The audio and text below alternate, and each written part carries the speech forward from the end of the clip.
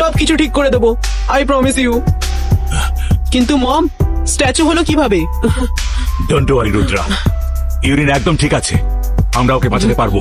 ইউরিনা জানতো যে আমরা ওর কাছে নিশ্চয়ই পৌঁছে যাব, সেজন্য দেখো ও আমাদের রাস্তাও দেখিয়ে দিচ্ছে। ওই দিক দিয়ে চলো।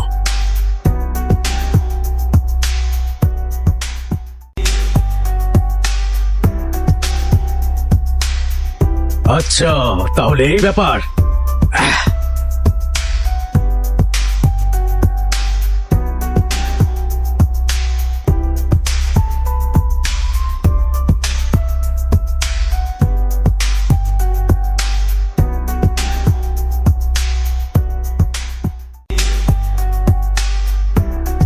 কিং লুসিফার, জয় সিং চৌহান আর রুদ্রা চলে এসেছে। জয় সিং চৌহান এসে পড়েছে, এ তো আনন্দের খবর। আমি কত বছর ধরে ওর জন্য অপেক্ষা করছি। দেখছো তো যুবরাজ, জয় সিং আর রুদ্রা শেষমেশ এখানে এসেই গেল। ওদের সঙ্গে পৃথিবীতে লড়া মুশকিল হতো, কিন্তু এটা আমার এলাকা, আমার দেশ। এখানে ওদের আমার শর্ত অনুযায়ী লড়তে হবে, আমার পাতা ছক অনুযায়ী খেলতে হবে, আর হারতেও হবে। কি বলো হে ইন্টেলিজেন্স? জয় সিং চৌহান আবার কে? তোমার মনেই নেই যে জয় সিং চৌহান আসলে কে? ওর দেওয়া চোটের কারণেই তোমার স্মৃতিশক্তি থেকে থেকে হারিয়ে যায়।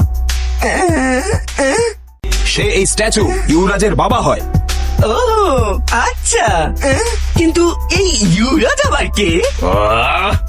ইউরাজ জয় সিং এর ছেলে হয়। ও আচ্ছা, কিন্তু এরা দুজনেই বা কারা? লুসিয়ানার ভাই না হলে আমি তোমাকেও এক্ষুনি স্ট্যাচু বানিয়ে দিতাম।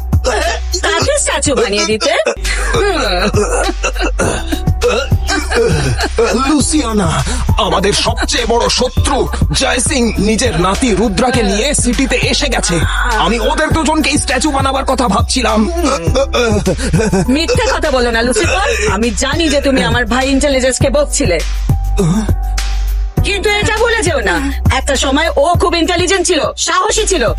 জয় সিং এর আঘাত ওকে এমন করে দিয়েছে, এবার আমি ওর ওপর আমার ভাইয়ের এই অবস্থা করার প্রতিশোধ নেব। শুধু তুমিই নয়, আমরা দুজনে প্রতিশোধ নেব। সৈন্যরা চলো। দাঁড়াও, ওদের আমরা এত সহজে শেষ করতে পারি না। বিড়াল যেমন ইঁদুরের সঙ্গে খেলা করতে করতে তার শিকার করে, সেভাবে আমরাও জয় সিং আর রুদ্রাকে খেলা করতে করতে শেষ করব। চলো লুসিফার।